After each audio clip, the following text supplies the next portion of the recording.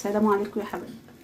السلام عليكم يا حبايبي. النهارده هنعمل كشري سهل وبسيط وعلى قد الايد. هنا حطيت الحمص يتسلق، هنا حطيت الطماطم تتسبك، هنا هعمل البصل هحمره. او قبل ما اعمل البصل نص معلقه نشا اهي. هنزل بالبصل المقطعه 3 بصلات،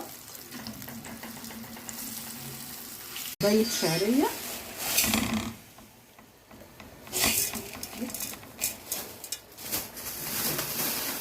بصل مش هنرميه طبعا،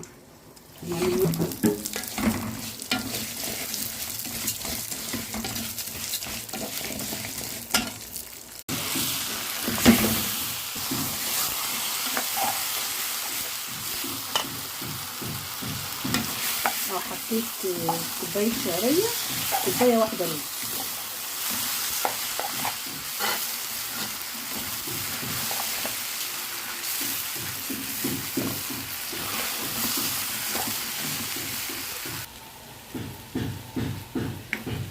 عدس بقى، الرز اتشوح حلو.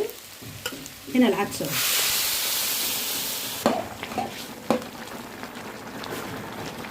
حطيله بقى ملح،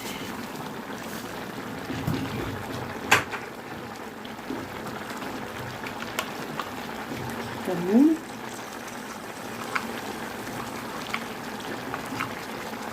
كزبره. نقول بقى ربع كيلو مكرونه،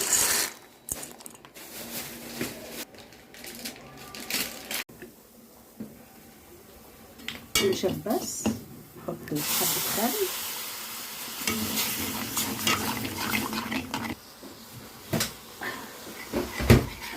انزل بقى هنا كده بمعلقه من الصلصه. هاتي سكينه، انزل بليمونه،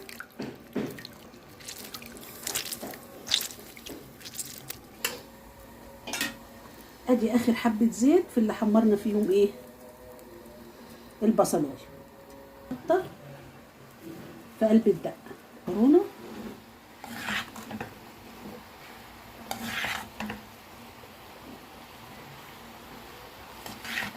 وكده يا حبايبي الكشري خلص، سهل وبسيط. اهو يا حبايبي الكشري خلص. وجربوا الكشري بطريقتي، وان عجبكم حطوا لي لايك واعملوا لي اشتراك.